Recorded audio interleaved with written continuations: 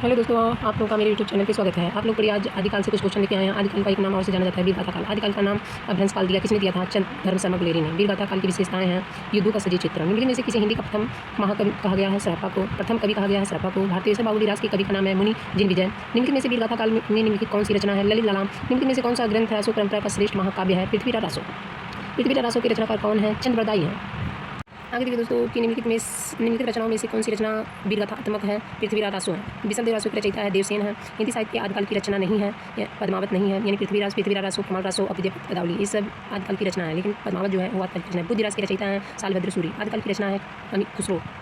आगे देखिए दोस्तों, निम्नलिखित में से कौन सा ग्रंथ आदिकाल का है? पृथ्वीराज रासो। कमाल रासो की रचयिता है जयचंद्र प्रकाश, किसकी रचना है? भट्ट केदार की। कुमार रासो किसकी रचना है? दलपत विजय की। निम्नलिखित में से किसे खड़ी बोली का प्रथम कवि माना गया है? खड़ी बोली का प्रथम कवि अमित खुसरो को। इसमें हिंदी का प्राचीनतम महाकाव्य है पृथ्वीराज रासो। प्राचीनतम सबसे पुराना महाकाव्य है पृथ्वीराज रासो। वीरगाथा के कवि हैं चंद्रबरदाई। निम्नलिखित में से कौन सा आदिकाल के कवि नहीं है? सुमित्रानंद पंत। यानी आदिकाल के कवि कौन थे? सारंगधर, जगनीक, चंद्रबरदाई। सुमित्रानंद पंत। अमीर खुसरो कवि हैं आदिकाल के। अमीर खुसरो कवि हैं। दूसरा देखिए आदिकाल से क्वेश्चन हो गया। भक्तिकाल से कहाँ से क्वेश्चन पूछा जाता है? भक्तिकाल का किस नाम से जाता है? पूर्व मध्यकाल। भक्ति काव्य साहित्य में कौन सा काल स्वर्ण काल कहलाता है? भक्तिकाल का प्रारंभ माना जाता है वो 1343 ईस्वी। भक्तिकाल की किस रचना में 1.25 लाख पद माने गए हैं? सूरसागर में। भक्तिकाल की रचनाओं में से कौन सा सबसे अधिक लोकप्रिय है? श्री रामचरितमानस। निम्नलिखित में से भक्तिकाल का महाकाव्य है श्री रामचरितमानस। भक्तिकाल की रचयिता है नाभादास। भक्तिमाल की रचयिता है नाभादास। निम्नलिखित में से कौन प्रेमाश्रयी शाखा के कवि नहीं है?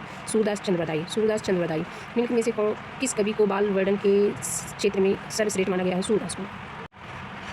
रामचंद्र शुक्ल भक्तिकाल का सर्वश्रेष्ठ लोकवादी कवि किसे माना गया है? सूरदास। निम्नलिखित में से कौन सा कवि ज्ञानाश्रयी शाखा से संबंधित नहीं है? कुतूहल।